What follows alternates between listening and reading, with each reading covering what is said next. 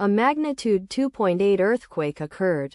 Sunda Strait, Indonesia. 103 kilometers SSW of Bandar Lampung, Indonesia, or 197 kilometers WSW of Tangerang, Indonesia. On Saturday, the 28th of June 2025, at 1 hour 52 minutes and 11 seconds local time, the quake had a depth of 8 kilometers and was not felt, or at least not reported so.